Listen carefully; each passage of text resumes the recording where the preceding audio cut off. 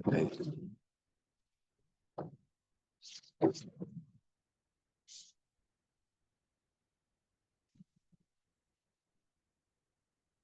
You were holding Daf Daled Amud Aleph.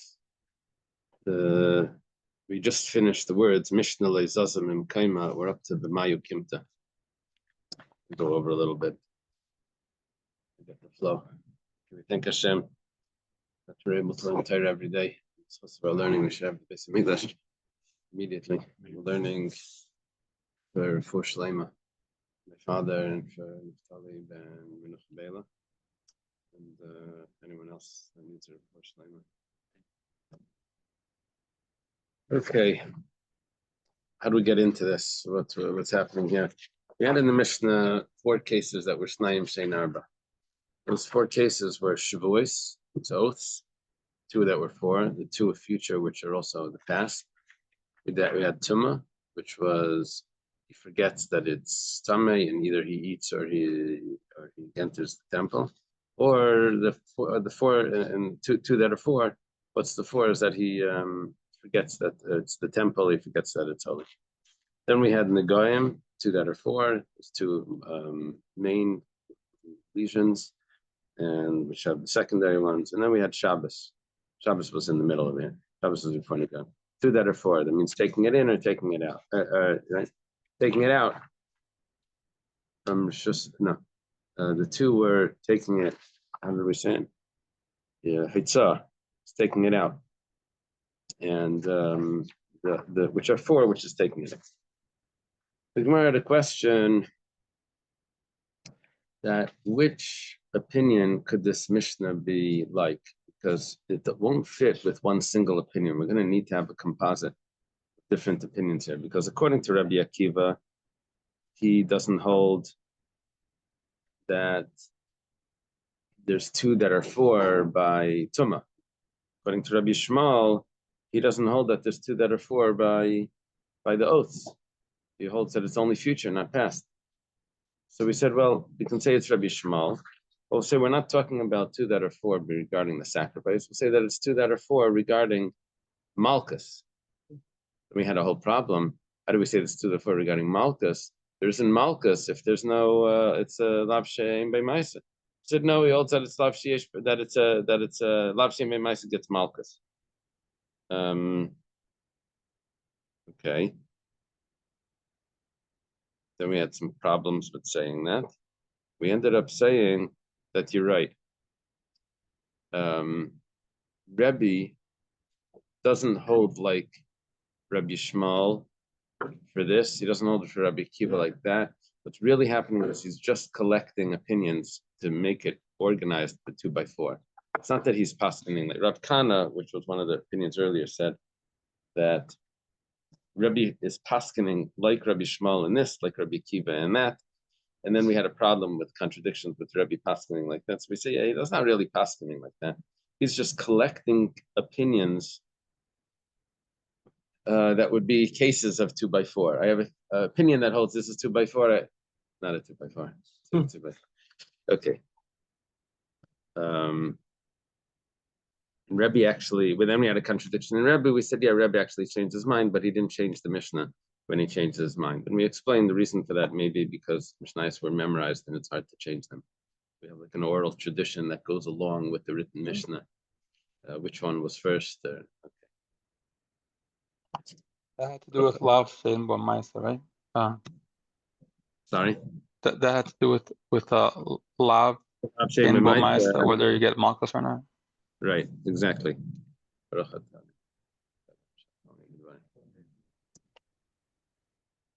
Okay.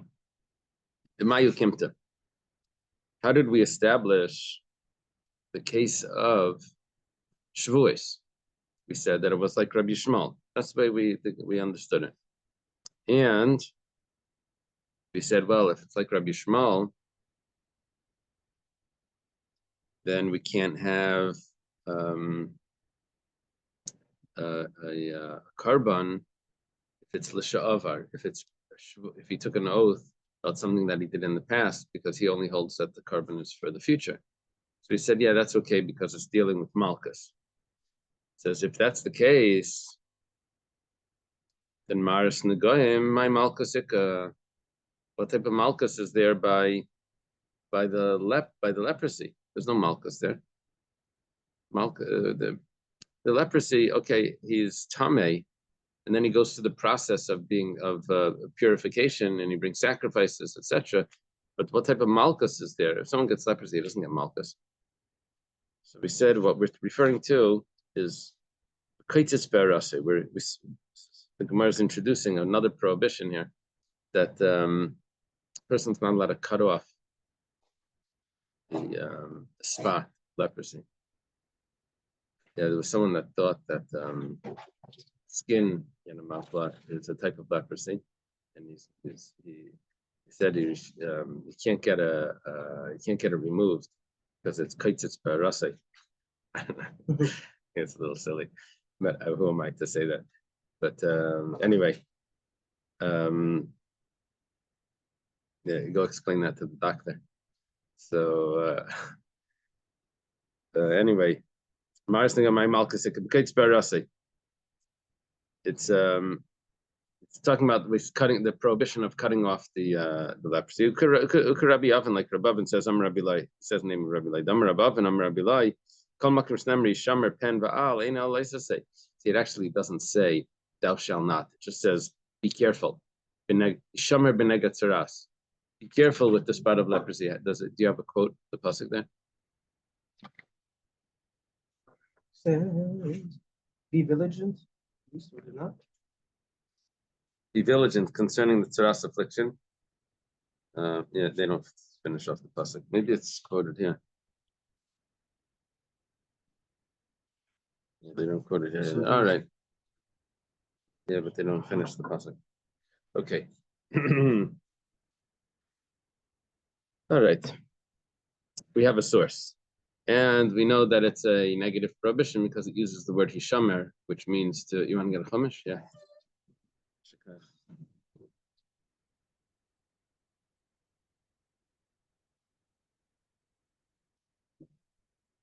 Okay.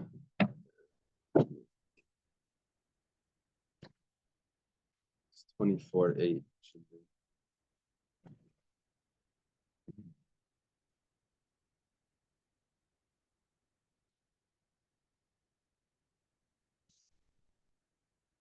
Yeah. That's the reason why it doesn't finish the pasuk. They're not quoting because it doesn't really say much after that. It just says, "Be careful not to interfere with the tzaras lesion. Be very cautious about carrying out all the instructions of the priest or from the tribe of Levi. Be careful to observe what I have commanded them." It doesn't say literally not to cut it off. It just says, "Hishamer b'neged tzaras." One understands it means that you're not allowed to cut it off, but in that it's a negative prohibition because it uses the word hishamer, like Rabbi Oven says in the name of Rabbi Lai. Yitzias Shabbos, my Malkusika. What type of Malkus is there by carrying on Shabbos? The problem is Lapshin Nazaris Mrs. Bezdinu. There's no Malkus on a prohibition that's subject to the death penalty. You don't get Malkus for that because there's a death penalty on that. There's no Malkus. Mary answers, no, that's why we said that it's like Rabbi Shmuel. Because he argues on that. He says that you can get malchus for a lav shenit lazar. So it's machlekes. If there's a prohibition that would incur capital punishment, can you also get malchus for that? Bishmal says yes. So okay. So by Yitzias Shabbos, it's possible that there's malchus. If they warned him for malchus, there would be malchus. We usually do the more strict. Yeah, he would get the more strict. But if they didn't warn him for the death penalty, they only warned him for the malchus, would get malchus.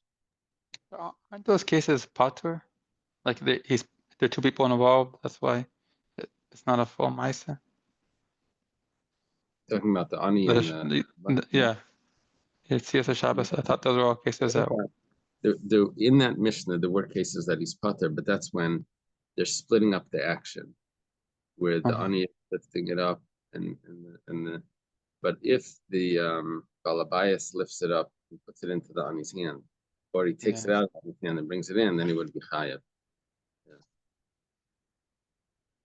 Yeah, in that Mishnah has many more cases. I think it has 12 cases or 16 cases the Gemara discusses. That in the Mishnah in Shabbos, it's very elaborate. The Gemara later is going to ask, how come over here we're not so elaborate? It's going to say, well, we're just referencing it. It's not our discussion. But there it elaborates more. Here it just says two that are 4. And the 2 that are 4 are very, very general. Over there it has 8 to 16 or what, 12, I think 16. And the Gemara says, why isn't there 16 or counted as 16? Okay, so we've just established that it fits perfectly with Rabbi Shmuel. We're talking about Malkus. We also, Rabbi Shmuel's opinion happens to be that Lapshinit and Lazarus Mrs. Besdin gets Malkus. That fits. The Gemara says, Halavachi Kaimik Rabbi Akiva, Kashidiyas. You're telling me that it could only fit with Rabbi Shmuel because he holds this? No, if not, then we would have to say that the Mishnah is Rabbi Akiva, but you can't say it's Rabbi Akiva anyway. Why? Because we have the kasha of Yedias. But Yedias means that when it came to the impurity, we said that it's 2 that are 4. What are the 2 that are 4? If he forgets that he is tamei, either he enters into the mikdash or he eats the sacrifice, and then he realizes later what he had done, that he was really tamei. So then he has to bring the sacrifice to Karban Oil of the Area, that scale, on the sliding scale. That's it. Now, Rabbi Akiva. Now, what are the 4? The 4 is if he forgets that it's temple or if he forgets that the sacrifice is holy. Right? He has to forget either his impurity and he does one of those 2 things, or he forgets the holiness and he does one of, and he eats it, and he knew that he was tamei, but he forgot the holiness, right? So, but the problem is Rabbi Akiva doesn't hold of that second one of forgetting the holiness. So according to Rabbi Akiva, it's really only 2. It's not 2 that are 4. So you can't say it's Rabbi Akiva anyway. You're saying, oh, we're compelled to say that it's Rabbi Shmuel because of this. No, you're compelled to say Rabbi Shmuel because you can't fit it like Rabbi Akiva, because you don't have that option. Gemara says, how did you explain it according to Rabbi Shmuel? You had a kasha according to Rabbi Shmuel. Lav Amrit, Rabbi Shmuel hiu Malkus. We had the same problem with Rabbi Shmuel. You said that there's, okay, so it's not the karban, but he gets Malkus by the oath, if he takes an oath about something in the past. Then, well, guess what? For Rabbi Akiva, you can do the same thing. You can say that there's no karban if he forgets that it's holy, but there still is Malkus. He says, whoa. How do you do that? It says, Yachi, it's impossible. It's impossible for there to be Malkus, because Malkus requires warning. And you were talking about forgetting. And you can't have that he was warned and he forgot at the same time. How was he warned? Warning means that he did not forget. We're talking about that. What we're trying to say is, okay, if he forgets that it was the Beis Hamikdash, there's not going to be a karban. Instead, there's going to be Malkus. How was the Malkus? Because they warned him, if you continue to enter, you're gonna get Malkus. But if they warned him, then he knows about it. Then he's not forgetting. So the Gemara says, Holekash. That's not a problem. We'll adjust everything that we were thinking. We'll say Tani Yediyas Dasra. We'll say, not that he's forgetting. He's getting Malkus. You're right. He's getting Malkus because he knows that he's doing an Aveda. Gemara says, well, okay. What's he getting Malkus for? He's warned that he's Tamei, and he's warned that if you continue to enter, to walk, you're going to be in the Beis Hamikdash. He knows that he's Tamei, and he's warned that if you continue to eat that, or if you start eating that, you're going to get Malkus. It says, that's going to leave you with only 2. It's not going to leave you with 2 that are 4. You see, the way that we got 2 that are 4 is because either he forgets that he's Tamei, and then he eats or enters, those are the 2, or he forgets that it's holy, and he knows that he's Tamei, and he eats, and he enters. So that's 2 that are 4. But if he knows both, he knows that he's Tamei, and he knows that it's holy, then he can only have 2 options. Either he ate, sacrifice, or he entered the temple, that's 2. But you don't have a 2 that are 4. Next question. V'su esyesh bem ba yediyah b'tchila v'yediyah b'seif helam mintayim halam alamalkas mayavidite. You can't. The Mishnah won't. You can't read the Mishnah because the Mishnah said the four cases, and it elaborated about the tumah. And the way it elaborated, it says, if there was knowledge at the beginning and knowledge at the end, and forgetting in the middle, then there'll be a carbon earlier. 1 second. We're talking about that. There's no forgetting because he was just warned. The Mishnah doesn't read. So, what are you talking about? That there's malchus. We're talking about that there's a carbon. So how could you say it's Rabbi Kiva anyway? My answer is Ella Amar Rabbi Yosef.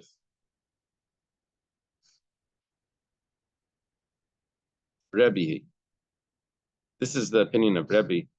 B'nasav la liba d'tanai. Rebbe was just collecting opinions.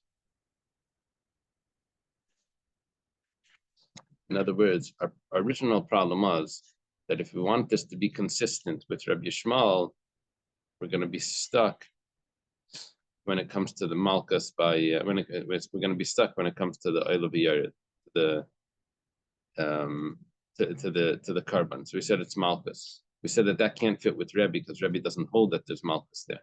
Because Rebbe later on said that you don't get Malchus, so it can't be Rebbe. So we said that's okay. So let's try Rabbi Akiva. Said, well, it can't be Rabbi Akiva because Rabbi Akiva can't have the tumah, the two that are four by tumah.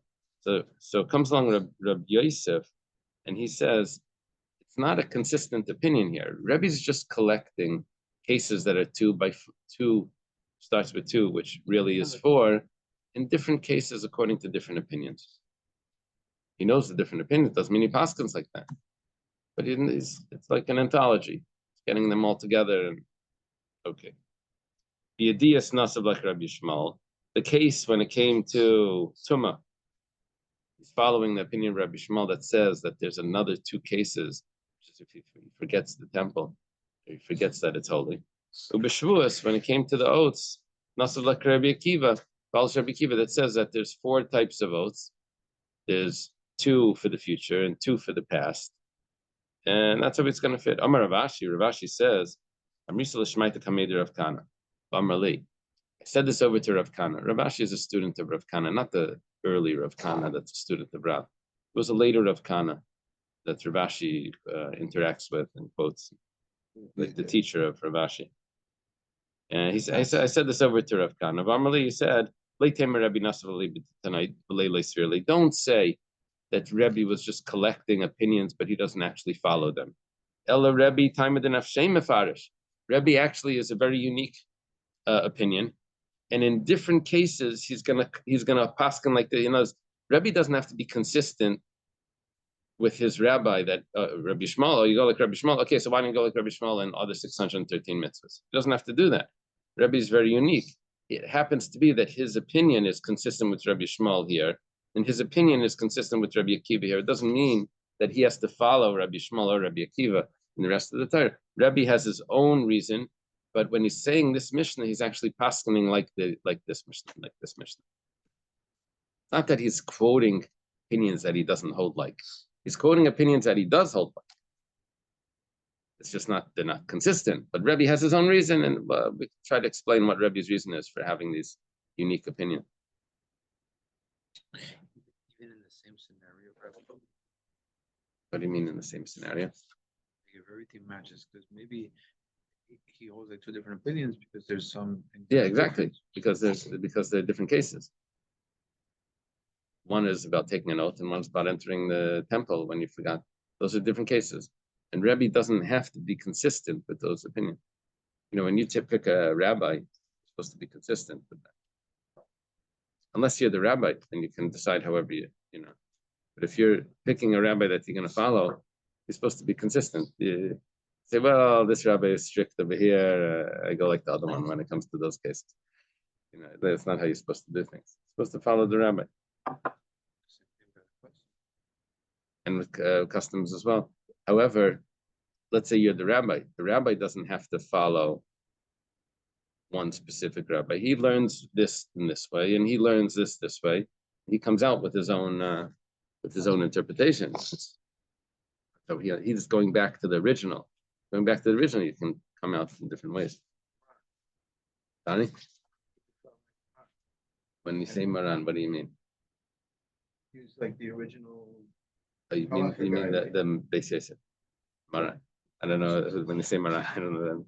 Is it Rav Avadia or you mean the Beis Yosef? The guy said the guy thought about something Uh-huh. that they compared, Moran and Yarizal. Oh, okay, yeah. So you're referring to the Beis Yosef. Yeah. Rabbi Yosef Cairo. Yeah. He's the author of the Shulchan Aruch. Very good. My confusion is in Chabad when you say the Rebbe, we know you're not talking about the Vishnitz Rebbe. We know the Belz Rebbe, but we know you're talking about there's a Rebbe is. But amongst the Sfardim, they can say Maran, and I think they're talking about the Beis Yosef, but I'm not sure, like 100%. Maybe Rav Avadia, maybe they call Maran. I don't know. But it's only the Beis Yosef, only Rabbi Yosef Kain. You know, Daniel. What's the difference between a Maran and a Rebbe? It's just a title that they use, and just Like you have to be familiar to know. When I was a kid, I davened in a brisker shul, Mon Rosh Hashanah. The people that I stayed with, anyway. So after the davening, they said we're gonna do the Goyim's Tkiyas. I was a little kid, I don't know, probably 8 or something. I said, "Who's the guy?" I heard of Reb Sadi Goyin, Rabbi. I said, "Who's the Goyin?" They said, "The Goyin is the Vilna Goyin." Don't ask that question again. This is the brisker based medrash. Anyway. You ran Okay. away the other direction. So Ella, so Rebbe Taimudin Afshem Mefarish. Rebbe has his own understanding of this. It goes like this. Titania was studying the Bryce. Minayin she'ina chayav elal sheyesh ba yidiyah betchila v'diyah b'sayf elam in time. Talking about entering the temple. And we're talking about he's going to have to bring a sacrifice of carbon oil of Yerid. Now it's very specific when he's going to have to bring the sacrifice. He's talking about Yediyah B'tchila. He knew that he had touched something tamei. And now he knows that he touched something tamei because now he's coming to bring the sacrifice. But in the middle, while he was entering the temple, he had forgotten that he was tamei. How do we know that you're only chayav the karban if you knew, forgot, and then realized later when you're coming to bring the sacrifice? It says Talmud Leiman. Pasuk says v'nelam shtei pamim. It says twice v'nelam. Divrei Kiva. What does that do for me? So Rashi explains this interesting. It says once v'nelam imenavu tami.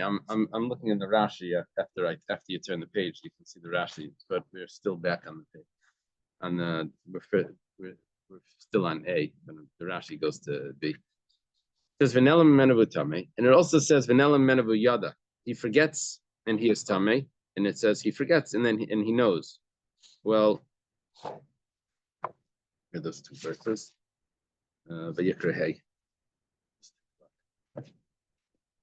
You probably like when you're at that point to give the sacrifices, you cannot not be able to shake hands to anybody, It was complicated.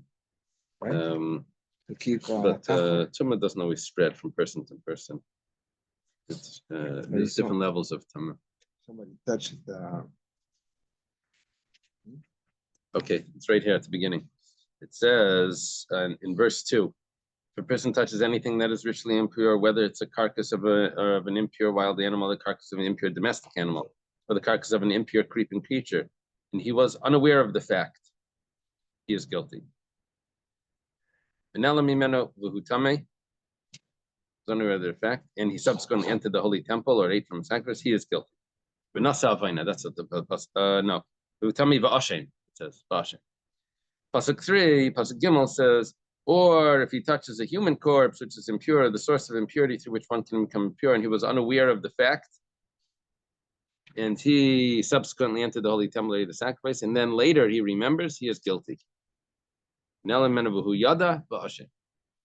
the first opinion here says like this, that when it says V'nelam Mimenu in the first pasuk, that's coming to teach me that only Helem Tuma, only if he forgets that he's Tameh, not if he forgets that it's the Beis Hamikdash. The second pasuk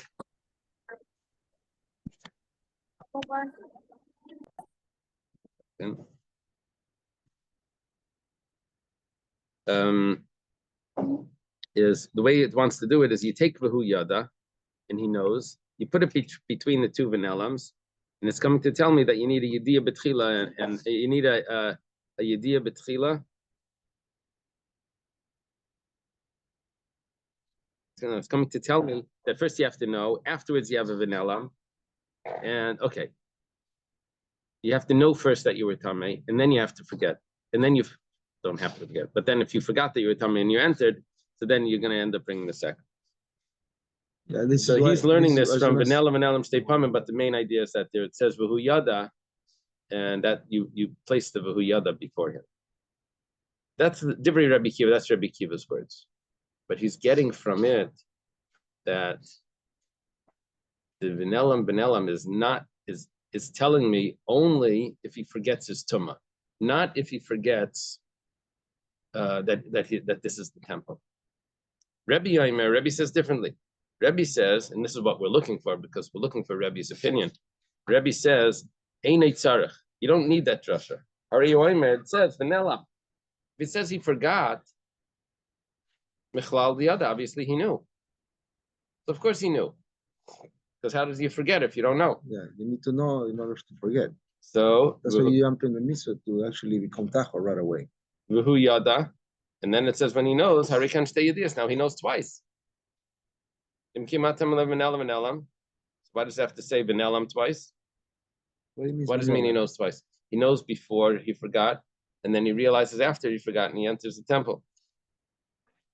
He realizes after he entered the temple, and now he's bringing a sacrifice. So why does it have to say benelam? Rabbi Kiva used benelam to tell me that there's only one benelam, that there's only one forgetting, that it only works for. It's come to tell me Yediyah b'Sayf, but it only works for forgetting of the temple. Rebbe says that I don't need that because I have Vahu Yada. So Benelam is l'chayiv al helm tum al helm mikdash. Rebbe says it's coming to teach me that I'm chayiv whether I forgot a carbon ilaviyar, that sacrifice, whether I forgot that I was tummy or whether I forgot that it was the temple, which is exactly what I was looking for in our Mishnah. So Rebbe holds like Rabbi Akiva. Perfect. I worked it out. I have a brisa that says exactly Rebbe's opinion, that he holds like that. Now, what I have to do is I have to figure out if Rebbe holds like Rabbi Shmuel when it comes to Shavuos. Shavuos means the oaths, that it's 4 types of oaths, 2 for the future, 2 for the past. How is it 2 for the past? If he swore that he ate and he really did it, swore that he did not eat and really he did. That's the past. Future is he swears that I will, and then he doesn't. He swears that he won't. Does. Those are the 2 for the future. I'm sorry. Ashkechan b'diyas dislay time of the nafshay. Okay, you figured out the case of Tuma. The Rebbe actually holds like this, and it fits perfectly with Rabbi Akiva. Rabbi Shmuel, no? With Rabbi Shmuel. With Rabbi Shmuel. Shavuos. Now you have to adjust the words over here. I have my Gemara. The less late time of the nafshay. Shavuos. The islay time of the nafshay minal, and the Rashash adjusted. Shavuos. When it comes to the oath, that he also has his own opinion. How do we know that from? The Gemara says Svarahu. We know that from logic. Now there's a parenthesis here that says, and how do we know that by Shavuos he holds like Rabbi Akiva? So the Gemara says Svaro. Okay. Rabbi Akiva, my time, why does Rabbi Akiva say that if someone takes an oath that he had eaten or that he has not eaten, and that's not true, he has to bring a carbon oil, says the Darash Riba Yomiyati. And Rabbi Nami Darsh Riba Yomiyati. And Rabbi also darshans like that. So it turns out like this. There's 2 approaches to the Torah. One approach is whenever the Torah gives a generalization and then it gives a detail. So that's when it's specific, that's actually explaining the generalization. When I said in general, the case that we're dealing with over here is Nefesh Kisi Shava. When a man takes an oath, what type of oath? Any oath. Doesn't specify. Any oath. It's very general. Then it goes and it specifies. Lahara ilahated. For something positive or negative. Negative or positive. Which means I won't or I will. Okay. Now, You just gave me you just gave a specification. So it can't be what you said, any type of oath. Yeah, it's either past or future. Well, so far the harala hativ would mean what to do something good or to do something bad, right? Which means to do positive or for negative or to not. So I have two approaches to this. One way of learning this is To do something or not to do something. I can now take this specification and I can say that the specification is the explanation for the general. All there is here is the way it's been explained. There's nothing other than the explanation. This is called klal uprat. Prat means the pirish. The explanation means specification, but here it means, well, when I said a man that swears, that takes an oath, it's only referring to l'oralahit. So it diminishes everything out of that. It's What else down, could there be? Well, there's the past. There's things that don't involve l'oralahit, positive or negative. Well, it's either positive or negative. I mean, there's no other. It had a explanation here. Just 1 second.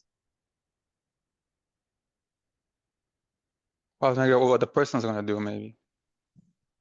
Or did.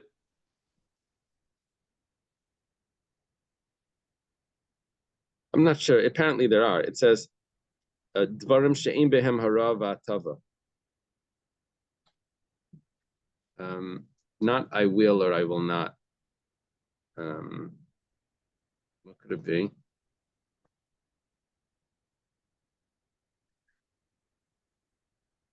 The example you said about the man. The other ones that are not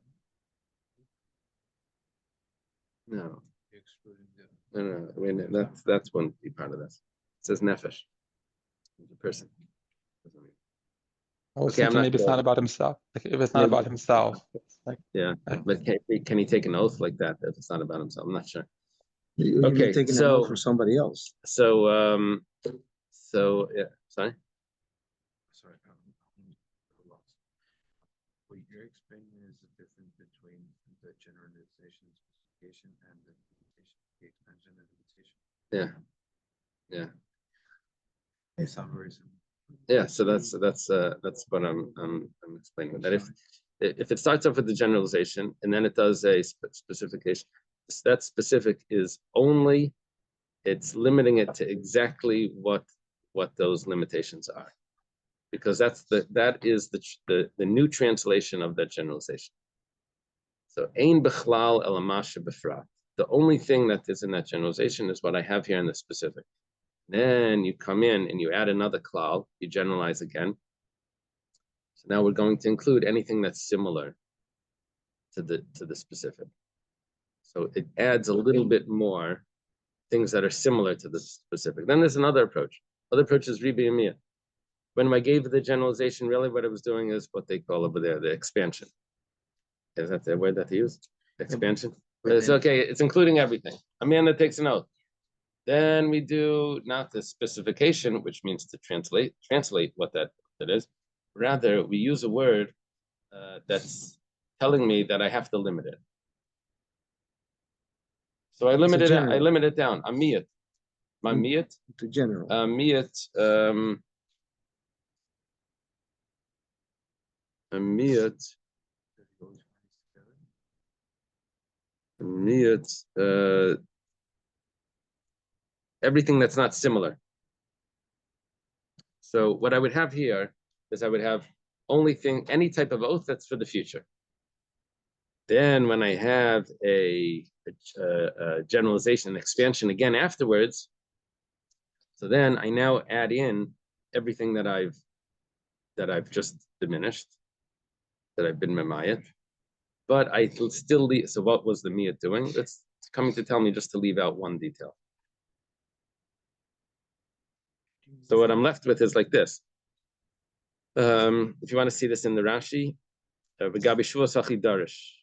You see the Rashi that says Darish Yubi Miyuti. Nice long Rashi.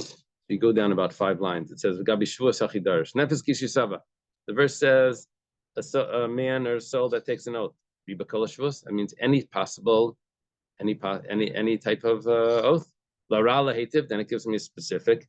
Miyates Riba. You're coming to diminish what you've just included. Balimid. What's it coming to teach me? You only chayiv for things that are similar to the miyat. What is the miyat? What is the what did you call it? Expansion and You have specific. amplification and limitation. Coming to only things that are similar to the limitation. I say that it has to be future. That's where I'm holding right now. But then, okay, then Rashi goes to the klal prat. Now you have to jump a little bit.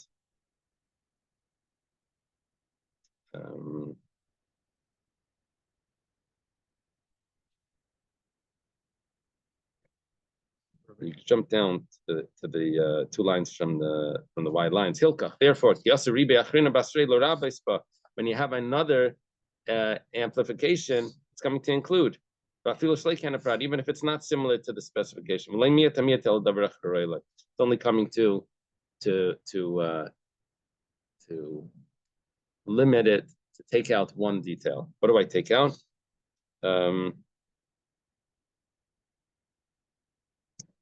What do I take out over here? Nishba levatel mitzvah. What I'm going to take out is if someone takes an oath to neglect the mitzvah, that's not going to be part of this. Okay, whatever the case is, the way we're learning this is like this: that Rabbi Akiva learns that whenever I have a group of 3, a klal, a prat, and a klal, I don't view it as klal, prat, klal. I view it as riba miyat riba, which means that in the end I'm left with much more than if I would do klal, prat, klal. Klal, prat, klal leaves me with very little, and riba miyat riba is more inclusive. So Rabbi Akiva learns like that, and guess what? Rabbi also learns like that. Where does Rabbi learn like that? So we have a brisa where we see that Rabbi holds like this. The Tanya was taught in a brisa. Why do they learn like that now? Like usually is klal. No, and the whole, all of Shas, we have this machlekes. Yeah, it's all over. The riba miyat riba, klal pat klal. So it's usually put as a machlekes Rabbi Akiva and Rabbi Shmuel how to do this. But anyway, here it's Rabbi Akiva who says that riba miyat riba, and then it says that Rabbi holds like that. The Tanya, we have a brisa, Rabbi bakal paidim b'char adam. You can use anything of value to redeem a firstborn man, right? Firstborn son you can redeem, except chutz min ashtaris, except you can't use documents. Someone wrote a promissory note to you, you can't pass that on to someone else, to the kohen, to redeem your son. Rabbanan Amri, the Rabbanan say, bakol paidin b'char adam chutz mi'avadim shtaris v'kais. No, you can't use documents, you can't use property, and you also can't use slaves. Just 1 second. My time at the Rebbe, what's the reason for Rebbe for saying you can use anything? It's more inclusive, you can use anything.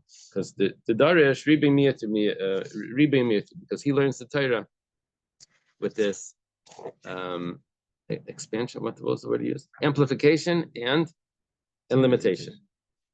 Well, we go through the specification. Right? No, not the specific. That's the other one. He's redeemed from 1 month. Riba. Oh, that's a amplification. He's redeemed. It doesn't tell me what's what. With 5 silver coins. Miyat. Okay, now you've just a limitation. You said you can only use 5 silver coins. Tifta. He's redeemed. Back to amplification. Use anything you want. Because of riba. Riba miyat riba, riba kol. You're including everything. Okay, you can use anything you want. So my riba, kol mili, included everything. So my miyat, so why do you have that limitation there? It says miyat shtaris, it's coming to diminish. Yeah, you can't use documents. Back to one thing you can't. Rabbanan, what do the Rabbanan say about this? Darshi klali prati, they learn a generalization specification. When it says that he's redeemed from 1 month, doesn't say with what? Generalization. Klal. Use anything you want to redeem it. You need 5 silver coins. Prat. That's a specification. Okay. Tifta, when it then is redeemed, gives me a generalization again. Chazar klal. How does that work? Klal prat klal. If I have a generalization, specification, generalization, you have to done el kana prat. You can only learn what's similar to the specification. Just like the specification is something that's movable, right? Personality, and has intrinsic value. Also, anything that's movable and has intrinsic value.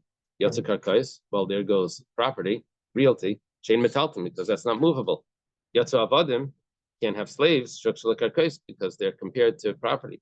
Yatsu shtaris, and you can't have documents, even though they're movable, but in guf mammon, but they don't have intrinsic value. The intrinsic value of the document is just the paper, right? That you can use for stuff up bottles as a cork, but it doesn't have intrinsic value. Okay, so now what we see is that there is a machlekes between between Rebbe and the Rabbanan about how to darshan, how to learn how a firstborn son is redeemed. And Rebbe would follow the Riba Miyat Riba, which means that he also holds like Rabbi Akiva when it came to the oaths, that he would probably follow Rabbi Akiva as well with Riba Miyat. If he does this, Riba Miyat Riba, in one place of the Torah, he probably does it in the rest of the Torah. And Rabbi Akiva does it by over there. He does it over here. Okay, it's the same thing. That's what we were looking for, to see if Rebbe learns like Rabbi Akiva when it comes to the oaths, that it will apply to the past. The Gemara asks now, Amalei Ravina La Meimar.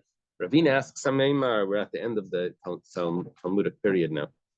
Rebbe Darish Rebbe Miet, Rebbe learns like that. Well, Rebbe Klali Prati Darish. Rebbe has exactly the opposite. Rebbe does specification, generalization, specification, not amplification, limitation, right? The Tanya, we have a brayso that says like this: Martzeya, it says when the slave wants to stay for another 50 years, it says they have to pierce his ear. Yeah. It says with an awl. Can only use. I would only know to use an awl, which is a tool that they use through the Latin. Jews, or is that just Jews? Just Jews. Yeah. How